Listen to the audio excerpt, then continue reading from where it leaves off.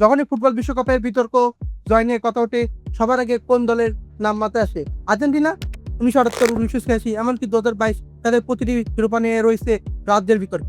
78 পেরুর বিপক্ষে সেই রহস্যময় 6-0 জয়, 86-তে ম্যারাডোনার কুখ্যাত হ্যান্ড অফ গড, আর 2022-এ পেনাল্টিতে সরাসরি। অভিযোগগুলো এতটাই শোনা যায় যে আর্জেন্টিনার বিতর্ক যেন একই মুদ্রার এপিটপিট। কিন্তু আমরা কি কখনো আয়নায় নিজেদের প্রিয় যোগবর্ণিত দেশ ব্রাজিলের প্রতিচ্ছবি দেখেছি? যাদের ফুটবলকে বলা হয় শিল্পের প্রতিশব্দ, যাদের পেলে, গারিনসা, রোনালদো, রোনালদিনোর জাদুতে মোহিত হয়েছে গোটা বিশ্ব। তাদের ইতিহাস কি সত্যি দাগিন? 5 বারের বিশ্ব চ্যাম্পিয়ন ফুটবলের এই কীর্তভূমিতে সোনালী ইতিহাসের আড়ালেও লুকিয়ে আছে কোনো অন্ধকার অধ্যায়। চলুন আর সেই সুন্দর ফুটবলের আড়ালে থাকা কিছু বিতর্কিত সত্য জেনে নেওয়া যাক, যা তাদের কয়েকটি বিশ্বকাপ জয়ের আনন্দকে প্রশ্নের মুখে ফেলে যায়। ব্রাজিলের ফুটবল চরিত্র বুঝতে হলে আমাদের ফিরে যেতে হবে 1950 সালের মারাকানা স্টেডিয়ামে। বিশ্বকাপের ফাইনাল রাউন্ডের শেষ ম্যাচ জিতলেই চ্যাম্পিয়ন ব্রাজিল। দেশের প্রায় 2 লক্ষ দর্শক মাঠে হাজির, দেশ জুড়ে উৎসবের প্রস্তুতি। কিন্তু সবাইকে স্তব করে দিয়ে উরুগুয়ের কাছে 2-1 গোলে হেরে যায় ব্রাজিল। এই হারটা মারাকানা নামে পরিচিত ছিল। একটা সাধারণ হার ছিল না, এটা ছিল একটি জাতীয় ট্র্যাজেডি। এক গভীর মানসিক ক্ষতযা পুরো ব্রাজিলকে নাড়িয়ে দিছিল। এই ঘটনার পরে ব্রাজিলে অনেক মানুষ আত্মহত্যা করে এবং অনেক মানুষ আহত হয়ে হসপিটালে ভর্তি হয়। অনেকের মতে মারাকানার পরেই ব্রাজিলের ফুটবল দর্শনে আসে এক বড় পরিবর্তন। যোগ্যবর্ণিত বা সুন্দর ফুটবলের ধারণাটা কিছুটা পিছিয়ে যায়। তার জায়গা নেয় এক নতুন নির্মম মানসিকতা, যে কোনো মূল্যে জিততে হবে। এই নতুন মানসিকতা ব্রাজিলের ফুটবলকে আমূলেই পরিবর্তন করে দেয়। তার জায়গায় নেয় এক নতুন নির্মম মানসিকতা, যে কোনো মূল্যে জিততে হবে। এই নতুন মানসিকতার এক বাজে প্রতিফলন দেখা যায় ঠিক পরের বিশ্বকাপে, 1954 সালে সুইজারল্যান্ড বিশ্বকাপে। কোয়ার্টার ফাইনালে ব্রাজিলের প্রতিপক্ষ ছিল অপ্রতিরোধ্য হাঙ্গেরি, তাদেরকে বলা হতো ম্যাজিক্যাল ম্যাগাসিয়াস। ম্যাচটি ফুটবলের লড়াই হিসেবে শুরু হলেও দ্রুত এক যুদ্ধক্ষেত্রে পরিণত হয়। এই ম্যাচটি আজও ফুটবলের ইতিহাসে ব্যাটেল অফ বান বা বানের যুদ্ধ নামে কুখ্যাত। খেলোয়াড়দের মধ্যে লাথি ঘুষাঘুষি কিছুই বাড়ছিল না। হাঙ্গেরি ম্যাচটি 4 গোলে জিতে নেয়, কিন্তু ব্রাজিলের খেলোয়াড়রা ও কর্মকর্তারা হারের পরও শান্ত হননি। ম্যাচ শেষে তারা হাঙ্গেরির ড্রেসিং রুমে ঢুকে প্রতিপক্ষ খেলোয়াড়দের উপরে হামলা চালায়। এই ঘটনা ছিল একটি স্পষ্ট বার্তা। ব্রাজিল বিশ্বকে জানিয়ে দিচ্ছিল তারা আর শিল্পের পূজারী নয়, প্রয়োজনে তারা প্রতিপক্ষকে পিটিয়ে কুপিয়ে জখম করে তারা বিশ্বকাপ জিততে চায়, যে কোনো উপায়ে জিততে প্রস্তুত। এই মানসিকতায় পরবর্তী বিশ্বকাপগুলোতে ব্রাজিলের সাফল্যের পাশাপাশি বিতর্কেরও জন্ম দিয়েছিল।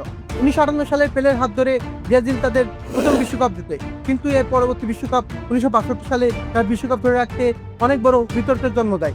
দলের সেরা তারকা পেলে দ্বিতীয় ম্যাচে ইনজুরিতে পড়ে টুর্নামেন্ট থেকে ছিটকে যান। তখন দলের হাল ধরেন আরেক কিংবদন্তি গারিনসা। কিন্তু শুধু গারিনসাই জাদু নয়, ব্রাজিলের এই বিশ্বকাপ জয়ের পিছনে ছিল চাতুরি, রাজনৈতিক হস্তক্ষেপ এবং রেফারির বিতর্কিত সিদ্ধান্ত। গ্রুপ পর্বের বাছা মরার ম্যাচ, প্রতিপক্ষ শক্তিশালী স্পেন। ম্যাচের এক পর্যায়ে স্পেনের উইঙ্গার এনরিকে কোলার ব্রাজিলের পেনাল্টি বক্সের ভিতরে ঢুকে পারেন। তাকে আটকাতে না পেরে ব্রাজিলের লেফট ব্যাক পিটার সান্তোস বক্সের ভিতরে তাকে ফাউল করে বসেন।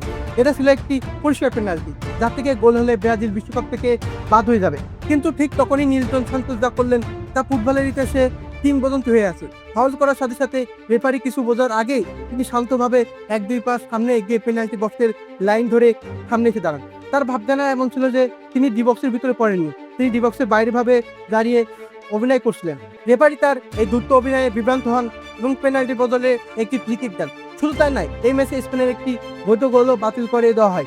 শেষ পর্যন্ত ব্রাজিল ম্যাচটি 2-1 গোলে জিতে নেয় এবং নকআউট পর্বে জায়গা করে নেয়। সেমিফাইনালে ব্রাজিলের প্রতিপক্ষ স্বাগতিক চিলি।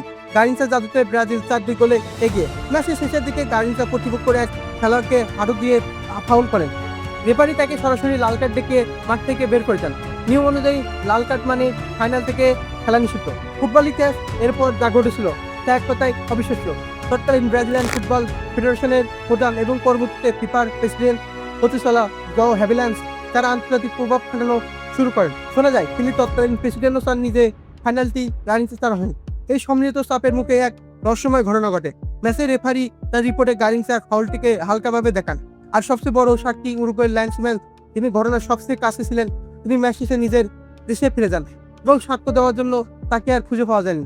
প্রমাণের অভাবে ফিফার ডিসিপ্লিনারি কমিটি গারিনসা লাল কার্ডের শাস্তি মকুব করে দেন। সরাসরি লাল কার্ড পাওয়ার পরও একজন খেলোয়াড় ফাইনালে খেলার এমন ঘটনা বিশ্বকাপ ইতিহাসে আর দ্বিতীয়টি নেই। ফাইনালে ব্রাজিলের প্রতিপক্ষ যুগোস্লোভিয়া। ম্যাচে সেকরা যখন গোল শোধ করতে মরিয়া, তখন ব্রাজিলের ডি বক্সের ভিতরে ডিফেন্ডার দালমা সান্তোসের হাতে বল লাগে। অনেকে মনে করেন এটি একটা স্পষ্ট হ্যান্ডবল এবং পেনাল্টি ছিল, কিন্তু সোভিয়েত রেফারি বিষয়টি এড়িয়ে যান। যুগোস্লাভিয়া খেলোয়াড়দের আবেদনেও তিনি কাট দেননি। সেই পেনাল্টি পেলে ম্যাচের ফল হয়তো অন্যরকম হতে পারত, কিন্তু ব্রাজিল শেষ পর্যন্ত 3-1 গোলে জিতের টানা দ্বিতীয়বারের মতো বিশ্ব চ্যাম্পিয়ন হয়। ব্রাজিল ফুটবল সাফল্যের পিছনে শুধু খেলোয়াড়দের প্রতিভা নয়, প্রশাসনিক পর্যায়েও আধিপত্য বড় ভূমিকা রেখেছে। আর এই আধিপত্যের কেন্দ্রে ছিলেন একজন ব্যক্তি, জোয়াও হ্যাভিলান্স।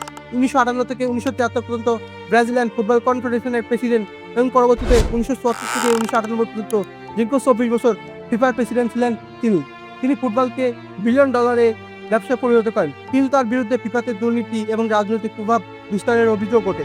সমালোচকরা বলেন, হ্যাভিলান্সের যুগে রেফারির অবচেতনভাবে ব্রাজিলের বিপক্ষে কোনো কঠিন সিদ্ধান্ত নিতে দ্বিধা করতেন। 2012 সালে সুইস প্রসিকিউটর এক রিপোর্টে দেখা যায়, আইসেল নামক এক মার্কেটিং কোম্পানির কাছ থেকে বিশ্বকাপের টিভি শক্ত পাইয়ে দেওয়ার বিনিময়ে হ্যাভিলান্স ও তার জামাতা রিকার্ডো টেক্সারো প্রায় 41 থেকে 50 মিলিয়ন সুইস ফ্রাঙ্ক বা ডলারের সমপরিমাণ ঘুষ নিয়েছিলেন। এবার সর্বোচ্চ পদে বসে এই ধরনের অর্থের কেলেঙ্কারি প্রমাণ করে যে তার সময় ফুটবলের নৈতিকতা নিয়ে বড় ধরনের প্রশ্ন উঠেছিল। শুধু তাই নয়, 1970 বিশ্বকাপে আগে ব্রাজিলের তৎকালীন কোচ জোয়াও সালদিয়ানাকে বিশ্বকাপের মাত্র কয়েক মাস আগে বরখাস্ত করায়। অভিযোগ ছিল তিনি সামরিক সরকারের পছন্দের খেলোয়াড়কে দলে নিতে রাজি ছিলেন না এবং তার রাজনৈতিক মতাদর্শ সরকারের পছন্দ ছিল না। এটি প্রমাণ করে যে ব্রাজিলের ফুটবলের ক্ষমতা রাজনীতি সবসময় একটি বড় নিয়ামক ছিল। 24 বছর পর শিরোপা হারা কাটিয়ে 1994 সালে ব্রাজিল তাদের 70 বিশ্বকাপ জেতে। রোমারিও আর বেবেতের জুটির কথা সবাই মনে রেখেছে, কিন্তু এই বিশ্বকাপে জয়ের পিছনে লুকে আছে সহিংসতা আর বিতর্কিত সিদ্ধান্ত। রাউন্ড অফ 16-এর ম্যাচ, প্রতিপক্ষ স্বাগতিক যুক্তরাষ্ট্র। আমেরিকার স্বাধীন দিবসে পুরো স্টেডিয়াম স্বাগতিকদের সমর্থনে উত্তাল। প্রথমার্ধের শেষের দিকে যুক্তরাষ্ট্রের মিডফিল্ডার কাবরামসের বল দখলের লড়াইয়ে ব্রাজিলের লিওনার্দো পেছন থেকে সামান্য টেনে ধরেন। এরপর প্রতিক্রিয়াতে লিওনার্দো যা করেন তা ছিল খেলার মাঠের আগ্রাসন নয়, বরং এক ভয়ঙ্কর হামলা। তিনি ক্ষিপ্ত হয়ে সজোরে কোণর দিয়ে রামোসের মাথায় আঘাত করেন। আঘাতটা এতটাই মারাত্মক ছিল যে কাবরামসের মাথায় খুলিটি ফেটে যায়। তিনি মাঠেই জ্ঞান হারান এবং তাকে সাথে সাথে হাসপাতালে ভর্তি করতে হয়। এই এক আঘাতেই তার ফুটবল ক্যারিয়ার প্রায় শেষ হতে বসেছিল। রেফারি লিওনার্দোকে সরাসরি লাল কার্ড দেখান, কিন্তু ততক্ষণে যুক্তরাষ্ট্রের সবচেয়ে গুরুত্বপূর্ণ খেলার মাঠের বাইরে। 10 জনের ব্রাজিল এরপরও ম্যাচটি 1-0 গোলে জিতে নেয়। সমালোচকরা বলেন, এই লিওনার্দোর সহিংসতা ম্যাচের ভাগ্য নির্ধারণ করে। কোয়ার্টার ফাইনালে নেদারল্যান্ডসের বিপক্ষে মেসি ব্রাজিলে করা দ্বিতীয় গোলটি এক বিরাট বিতর্কের জন্ম দেয়। ম্যাচের 63 মিনিটে ব্রাজিলিয়ান ডিফেন্ডার ব্রাঙ্কো যখন বল বাড়ান, তখন স্ট্রাইকার রোমারিও পরিষ্কারভাবে অফসাইড পজিশনে ছিলেন। তিনি বলের দিকে এগিয়ে গিয়ে প্রতিপক্ষ ডিফেন্ডারদের মনোযোগ সরিয়ে নেন এবং শেষ মুহূর্তে সরে দাঁড়ান। পিছন থেকে ছুটে আসা বেবেত্ত সেই বল ধরে গোল করেন। ফুটবলের নিয়ম অনুযায়ী অফসাইড পজিশনে থাকা কোনো খেলোয়াড় যদি খেলায় প্রভাব বিস্তার করেন, তবে সেটি অফসাইড। রোমারিও ঠিক সেই কাজটি করেছিলেন, কিন্তু রেফারি গোলটি বৈধ ঘোষণা করে।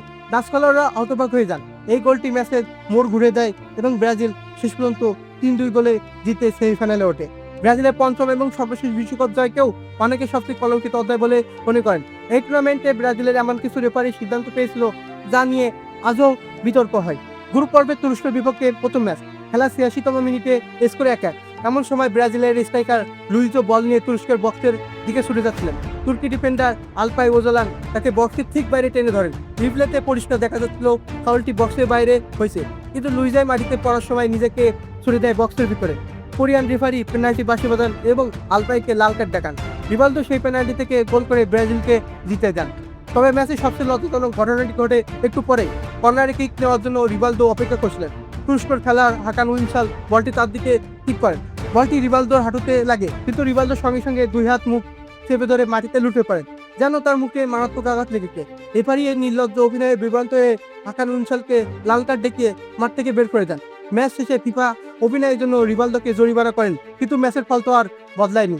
রাউন্ড অফ 16-এ বেলজিয়ামের বিপক্ষে ম্যাচটি ছিল রেফারিং বিতর্কের চূড়ান্ত উদাহরণ। ম্যাচের 36তম মিনিটে বেলজিয়ামের অধিনায়ক মার্ক উইনস্টন লাফিয়ে উঠে ব্রাজিলের ডিফেন্ডার রকি জুনিয়রকে পরাস্ত করে দুর্দান্ত হেডে গোল করেন।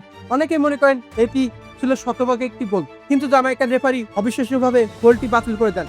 তার যুক্তি ছিল উইনস্টন নাকি রকি জুনিয়রকে পেছন থেকে ধাক্কা দিয়েছেন। টেলিভিশন রিপ্লেতে সামান্য সংঘর্ষ দেখা গেলেও সেটি ফাউল করার মতো যথেষ্ট ছিল কিনা তা নিয়ে প্রচুর বিতর্ক রয়েছে। এই গোলটি বাতিল না হলে বেলজিয়াম 1-0 গোলে এগিয়ে যেত এবং ম্যাচের ভাগ্য অন্যরকম হতে পারত। স্বয়ং উইনস্টন পরে দাবি করেন, হাফ টাইমে রেফারি রিপ্লেতে দেখে তার কাছে এসে নিজের ভুলের জন্য দুঃখ প্রকাশ করেছিলেন। ততক্ষণে যা ক্ষতি হওয়ার তা হয়ে গেছিল। ব্রাজিল জিতাতে রিভালদো এবং রোনালদোর গোলে ম্যাচটি 2-0 গোলে জিতে নেয়। ফুটবল ইতিহাসে ব্রাজিল মানে শিল্প, প্রতিভা আর মুগ্ধতা। পেলে থেকে ভিনিসিয়াস জুনিয়র, সাম্বার ছন্দ প্রজন্ম থেকে প্রজন্মান্তর ফুটবল প্রেমীদের আনন্দ দিয়ে গেছে। কিন্তু ইতিহাসের পাতা যখন নিরপেক্ষভাবে বিশ্লেষণ করা হয় তখন দেখা যায় তাদের সফলতার মুকুটেও রয়েছে অনেক বিতর্কের দাগ। আর্জেন্টিনার বিতর্ক জয়গুলো নিয়ে আমরা যতটা কথা বলি, ব্রাজিলের এই অধ্যায়গুলো নিয়ে ততটাই নীরব থাকে। 1962 সালে গারিনচার লাল কার্ড, রাজনৈতিক হস্তক্ষেপে মকুব হওয়া, 1994 সালে লিওনার্দোর সেই ভয়ঙ্কর ফাউল, কিংবা 2002 সালে বেলজিয়ামের বিপক্ষে একটি গোল বাতিল করে দেওয়া, এই ঘটনাগুলো কি হ্যান্ড অফ গডের সে কম গুরুতর? দিন শেষে কোনো রায় দেওয়া এই আলোচনার উদ্দেশ্য নয়। উদ্দেশ্য হলো ইতিহাসের পুরো ছবিটা তুলে ধরা। সত্যিটা হলো ফুটবলের সর্বোচ্চ পর্যায়ে টিকে থাকতে শুধু প্রতিভা যথেষ্ট নয়, সেখানে প্রয়োজন হয় চাতুরি, আগ্রাসন এবং কখনো কখনো ভাগ্যের বা রেফারির সাহায্যে। আর্জেন্টিনার বিশ্বকাপ জয়গুলো যেমন বিতর্কের ঊর্ধ্বে নয়, ঠিক তেমনি ব্রাজিলের রেকর্ড 5টি বিশ্বকাপও কেবল জাগো বেরোতোর ফসল নয়। এর পেছনে লুকিয়ে আছে এমন সব গল্প যা সুন্দর ফুটবলকে খ্যাতির প্রশ্নের মুখে ফেলে। এখন প্রশ্ন আপনাদের কাছে, এই সমস্ত তথ্য জানার পর ব্রাজিলের বিশ্বকাপ জয় নিয়ে আপনার ভাবনা কি? যোগবেদিতের আড়ালে থাকা কি এই বিতর্ক অধ্যায়গুলো কি তাদের মহিমাকে কিছুটা হলেও ছোট করে দেয়? আপনার মতামত কমেন্ট করে জানাবেন। আর সম্পূর্ণ ভিডিওটা দেখার জন্য ধন্যবাদ। Please subscribe my channel. Thanks for watching.